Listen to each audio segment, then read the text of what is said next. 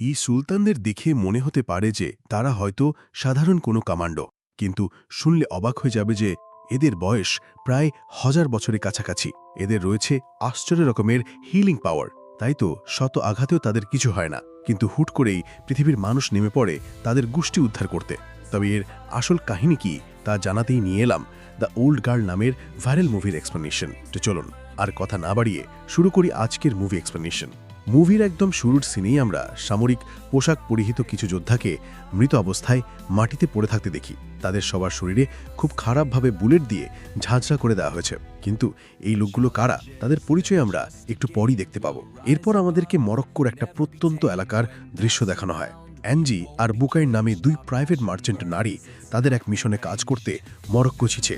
মূলত তাদের কাজই হলো যে তারা সরকারি কিংবা প্রাইভেট সংস্থার জন্য বিভিন্ন মিশনে অংশ নিয়ে থাকে। টেররিস্টদের দমন করা থেকে শুরু করে এই ধরনের লোকেরা অনেক রিস্কি কাজ করার জন্য তাদেরকে হায়ার করে। এবারও তারা সিআইএর এক এজেন্টের সাথে এমন এক মিশনের ব্যাপারে কথা বলতে এসেছে। তবে অ্যান্ডি এই মিশনটা নিতে চাচ্ছিল না, কারণ তাদের গ্রুপের রুলস অনুসারে একই সংস্থার জন্য কখনো দুবার কাজ করার নিয়ম নেই। সিআইএর জন্য ইতিমধ্যে অনেক বছর আগে একবার তারা মিশন পরিচালনা করেছিল। তবে বুকার তাদেরকে জানায় যে এবারের সিচুয়েশনটা খুবই এক্সট্রিম। তাই সিআইএ এজেন্টের সাথে কথা বলার পর অ্যান্ডির হয়তো মনটা পরিবর্তন হতে পারে। এরপর তারা দুজন হোটেলে গিয়ে নিজেদের অন্য দুই সঙ্গী নিকি এবং জোয়ের সাথে দেখা করে। তারপর কিছুক্ষণ সেখানে আড্ডা দেওয়ার পর অ্যান্ডি আর বুকার সিআইএ এজেন্ট কপিলের সাথে দেখা করতে যায়। সে তাদেরকে জানায় যে দক্ষিণ সুদানের একটা স্কুলে কিছু টেররিস্ট স্কুলের সব বাচ্চাদের জিম্মি করে রেখে স্কুল টিচারদেরকে মেরে ফেলেছে। যাদেরকে তারা জিম্মি করে রেখেছে তাদের সবার বয়স 8 থেকে 13 বছরের মধ্যে। এত ছোট বাচ্চাদেরকে এই ভয়ানক টেররিস্টদের হাত থেকে বাঁচানোর জন্য খুব সতর্ক ও নিখুঁতভাবে কাজ সম্পন্ন করতে হবে। তাই সিআইএর কাছে অ্যান্ডির মার্জনার গল্পকেই এই মিশনের জন্য উপযোগী মনে হয়েছে। পুরো ব্যাপারটা জানার পর বাচ্চাদের কথা ভেবে অ্যান্ডি তাদের গ্রুপের রুলস ভেঙে মিশনে যেতে রাজি হয়। তবে সেখানে কপিলের সাথে কথা বলার সময় পুরো সময়টা জুড়েই দূর থেকে একজন স্নাইপার তাদের দিকে নজর রাখছিল, যেটা তারা কেউই খেয়াল করেনি। আর মিটিং শেষ হবার পরে কপিলকে সেই স্নাইপারের দিকে হাত নাড়াতে দেখা যায়। তাহলে এর পিছনে কী রহস্য লুকিয়ে রয়েছে, তবে সেটা তোমরা একটু পরে জানতে পারবে। যাই হোক, মিশন শুরুর আগে তাদের সবাইকে ইউএস মিলিটারি হেলিকপ্টারে করে সুদানের এক উপত্যকায় নিয়ে যাওয়া হয়। এরপর গভীর রাতে তারা নিজেদের মিশন শুরু করে। কিন্তু তাদেরকে যে লোকেশনটা দেওয়া হয়েছিল সেখানে ঢোকার পর কোনো দিক থেকে জায়গাটাকে স্কুল মনে হয় না। তবু তারা নিজেদের মিশন পরিচালনা করার জন্য এগিয়ে যেতে থাকে। দুর্গের মতো একটা বিল্ডিংয়ে ঢোকার পর তারা বেশ কিছু লোকের নড়াচড়া টের পেয়ে তাদের উপরে তলোয়ার এবং সাইলেন্সার লাগানো পিস্তল দিয়ে একে একে অতর্কিত হামলা করতে থাকে। এভাবে বেশ কিছু লোককে শেষ করার পর তারা এমন একটা রুমে গিয়ে পৌঁছায় যার চারদিকের দেয়ালে অনেকগুলো দরজা ছিল। হঠাৎ সে দরজাগুলোর ভেতর থেকে কিছু মুখোশ পরা সোলজার বেরিয়ে এসে তাদের উপরে অনবরত গুলি চালাতে থাকে। কিছু বুঝে ওঠার আগেই প্রচণ্ড এক গুলিবৃষ্টি চালিয়ে তাদের সবাইকে ঝাঁঝরা করে দেওয়া হয়। ফলে তারা সবাই একসাথে মাটিতে লুটিয়ে পড়ে। মুভির একেবারে শুরুর সিনটায় আমরা ঠিক এমনই দৃশ্য দেখেছিলাম। এখন এতগুলো গুলি খাওয়ার পরে যে কোনো মানুষই উপরে পৌঁছে যাবে এটা তো নিশ্চিত, কিন্তু কিছুক্ষণের মধ্যেই তাদের চারজনকেই নড়ে চড়ে উঠতে দেখা যায়। এমনকি তাদের শরীরের সব ক্ষতগুলো থেকে বুলেট খসে পড়তে থাকে, আর সেই ক্ষতগুলো আপনা আপনি সেরে ওঠে। এই ক্ষত থেকেই বোঝা যায় যে তাদের সবার মধ্যেই আশ্চর্যজনক হিলিং পাওয়ার রয়েছে, অর্থাৎ তাদের যে কোনো আঘাতই আপনা আপনি সেরে যায়। এই যেন অনেকটা সুপারহিরো উলভেরিনের মতন পাওয়ার। যাক, এবার নিজেদের আগের অবস্থায় ফিরে এসে তারা ওই মুখোশ পরা সোলজারদেরকে দাঁড়ানোর সুযোগই দেয় না। মারাত্মক স্টাইলে পিস্তল আর তলোয়ার চালিয়ে তারা সব সৈন্যকে একের পর এক খতম করে দেয়। এদের ফাইটিং স্কিল দেখে লিটারালি যে কোনো মার্শাল আর্টিস্ট ভিমরি খেয়ে যাবে। তারা মাত্র 4 জন মিলে প্রায় 30 জন সৈনিককে ওপরে পাঠিয়ে দেয়। এরপর সবার মনে প্রশ্ন জেগে ওঠে যে তাদের ওপরে হামলা করা এই সোলজারগুলো আসলে কারা, আর স্কুলের বাচ্চারাই বা কোথায়। হঠাৎ দরজার কপাটের দিকে নজর গেলে বোঝা যায় যে তাদের সাথে কত বড় একটা গেম খেলা হয়েছে। এই পুরো সময় সিসিটিভি ক্যামেরার মাধ্যমে সমস্ত ঘরের সব কিছু রেকর্ড হচ্ছিল, আর কোহলিও নিজের ঘরে বসে এই ফুটেজের ব্যাপারে কারো সাথে কথা বলতে দেখা যায়। অর্থাৎ সিআইএ যে তাদের একটা সিক্রেট ব্যাপারে জানতে পেরে গেছে এটা এখন পরিষ্কার। আসলে এই যোদ্ধারা কোনো সাধারণ মানুষ নয়। এদের সবার মধ্যে হিলিং পাওয়ার থাকার কারণে তারা প্রায় অমর বলা যায়। নিজেদের এই ক্ষমতাকে কাজে লাগিয়ে মানবজাতির কল্যাণের জন্য অনেক দিন থেকেই তারা যুদ্ধ করে আসছে। প্রাইভেট মার্সেনারি গ্রুপের ছদ্মবেশে সন্ত্রাসী দমন করে নিরীহ মানুষদের রক্ষা করাই ছিল তাদের মূল উদ্দেশ্য। কিন্তু পৃথিবীর মানুষ তো আর কখনো ভালো হবে না। কয়েক বছর আগে সিআইএর কথায় অপারেশন করতে যাওয়ার সময় সিআইএর নজরদারিতে চলে আসে তারা।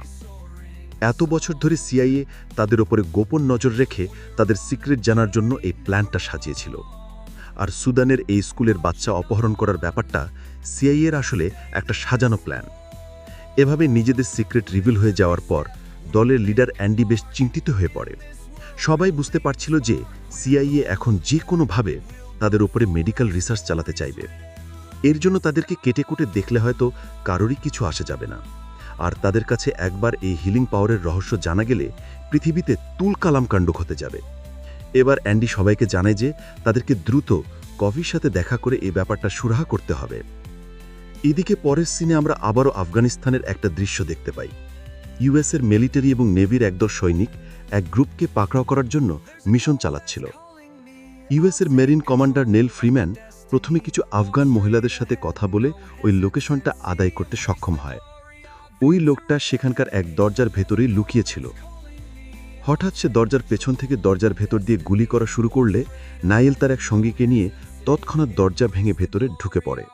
আর এরপর সে লোকটাকে গুলি করে খতম করে দেয়। তবে তার শরীরে গুলির খারাপভাবে জখম না হওয়ার কারণে নাইল তাকে বাঁচাতে চায়, কারণ তাদের অপরের লোকটা জীবিত নিয়ে আসার অর্ডার ছিল। কিন্তু সেই লোকটা হঠাৎ পাশ থেকে এক ছুরি তুলে নিয়ে নাইলের গলা কেটে দেয়। সাথে সাথে তার গলা দিয়ে তীব্র বেগে রক্ত বের হতে থাকে এবং সে মৃত্যুর কোলে ঢলে পড়ে। তার সঙ্গে নিজেও এই অবস্থা দেখে কাঁদতে কাঁদতে তার গলা থেকে রক্তপাত বন্ধ করার অনেক চেষ্টা করে, কিন্তু কোনোভাবেই আর রক্তপাত বন্ধ করা সম্ভব হয় না। এরপর নাইলিকে মিলিটারি হসপিটালে নিয়ে যাওয়া হয়, কিন্তু কিছুক্ষণ পর নাইল নিজে অত্যন্ত অবাক হয়ে দেখতে পায় যে সে মরে যাওয়া তো দূরের থাক, বরং তার গলায় ছুরির কাটা দাগ পর্যন্ত নেই। মানে লিটারেলি গলা কেটে ফেলার পরেও সে দিব্যি বেঁচে আছে। তার মানে তো তোমরা বুঝতেই পারছো যে নাইলের ভেতরেও এই হিলিং পাওয়ার রয়েছে। কিন্তু সেটা সে নিজে জানত না, তাই সে নিজেই বেশ অবাক এবং কনফিউজড হয়ে পড়ে। তার সঙ্গে নিজেও তাকে একেবারে সুস্থ অবস্থায় দেখে নিজের চোখে যেন বিশ্বাস করতে পারে না। খুব দ্রুত মিলিটারি সবার মাঝে এই কথাটা ছড়িয়ে যায় আর নাইলকে আরও কিছু টেস্ট করানোর জন্য নিয়ে যাওয়ার কথা বলে। ওদিকে অ্যান্ডি এবং তার দল এই সময়টায় সুদান থেকে ট্রেনে ফিরছিল। ট্রেনে বসে থাকা অবস্থাতেই সবাই হঠাৎ একই স্বপ্নে নাবিলের সাথে ঘটে যাওয়া ঘটনাগুলো দেখতে পায়। তার মানে তাদের মধ্যে যে কেবল হিলিং পাওয়ার রয়েছে তাই নয়, বরং তারা অনেক দূর থেকেও একই প্রজাতির মানুষদের সম্পর্কে স্বপ্নের মাধ্যমে তথ্য পায়।